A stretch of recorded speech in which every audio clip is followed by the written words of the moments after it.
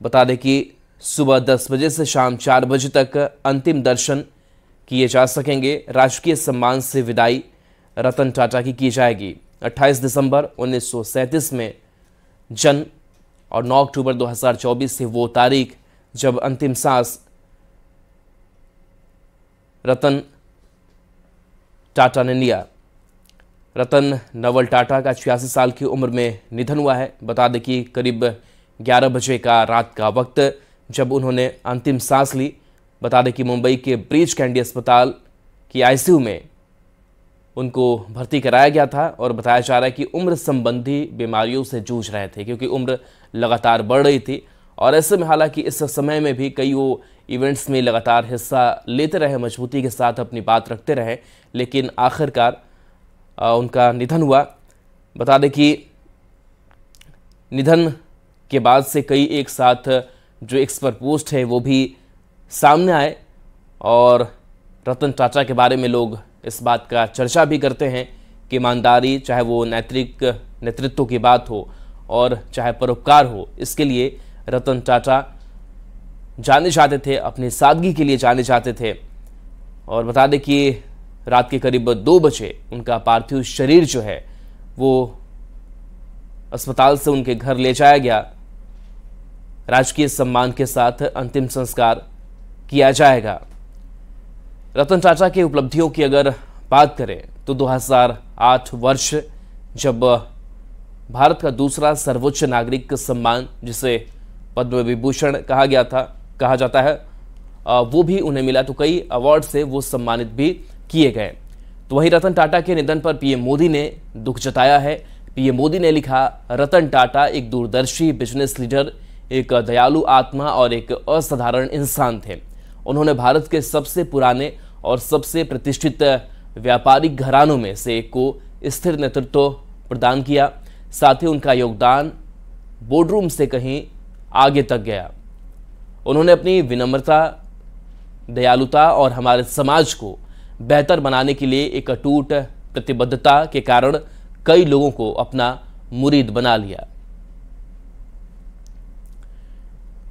तो देखिए, रतन टाटा के निधन के बाद से कई उद्योगपति शोक जाहिर कर रहे हैं, उनकी यादों को भी सजो रहे हैं और वो बता रहे हैं कि किस तरीके के इंसान वो थे और कई अवार्ड से सम्मानित भी अपने काम को लेकर के किए गए।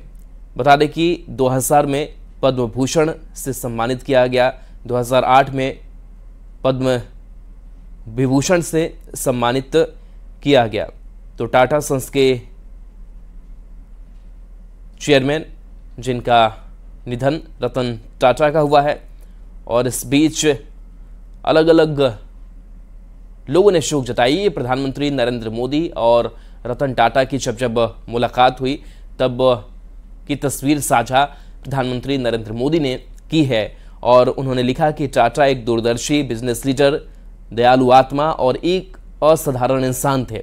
उन्होंने भारत के सबसे पुराने और सबसे प्रतिष्ठित व्यापारिक घरानों में से एक को स्थिर नेतृत्व प्रदान किया।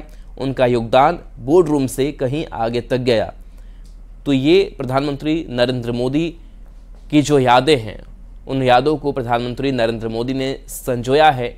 उन्होंने सोशल मीडिया पर एक पोस्ट डाला है और 3 तस्वीरें भी हम आपको दिखा रहे हैं, जहां देखिए ब्रिज कैंडी अस्पताल में जब 11:30 बजे का वक्त था, निधन हुआ रतन टाटा का। दूसरी तस्वीर भी आपको दिखा रहे हैं जहां पार्थिव शरीर को घर लेकर के पहुंचाया गया और आज राजकीय सम्मान के साथ अंतिम संस्कार रतन टाटा का किया जाएगा। तो रतन टाटा के निधन पर रिलायंस इंडस्ट्रीज के चेयरमैन मुकेश अंबानी ने भी दुख जताया है। उन्होंने कहा कि RIL के चेयरमैन मुकेश अंबानी ने रतन टाटा के निधन पर दुख जताया है और कहा है कि यह भारत और भारतीय उद्योग जगत के लिए बहुत दुखद दिन है। रतन टाटा का निधन सिर्फ टाटा समूह के लिए ही नहीं बल्कि हर भारतीय के लिए एक बड़ी क्षति है। व्यक्तिगत स्तर पर रतन टाटा के निधन ने मुझे बहुत दुख पहुंचाया है क्योंकि मैंने एक प्रिय मित्र खो दिया है।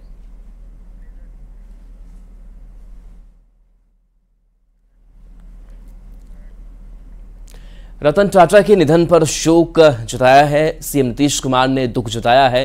नीतीश ने गहरी शोक संवेदना व्यक्त की है। झारखंड सीएम हेमंत सोरेन ने भी दुख जताया है। तो कई बड़े पॉलिटिकल लीडर्स जिन्होंने रतन टाटा के निधन के बाद से दुख व्यक्त किया है। बता दें कि झारखंड में राजकीय शोक की घोषणा की गई है। इसके साथ साथ झारखंड सीएम हेमंत सोरेन ने दुख जताया है। नीतीश कुमार ने भी गहरी शोक संवेदना व्यक्त की है।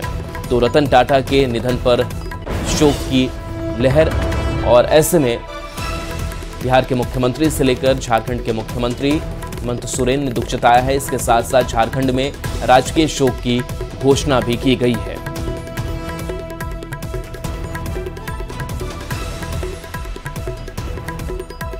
तो रतन टाटा जिनका निधन हुआ है, और ये तस्वीर भी आपको दिखा रहे हैं जब अवार्ड से सम्मानित किए गए थे रतन टाटा।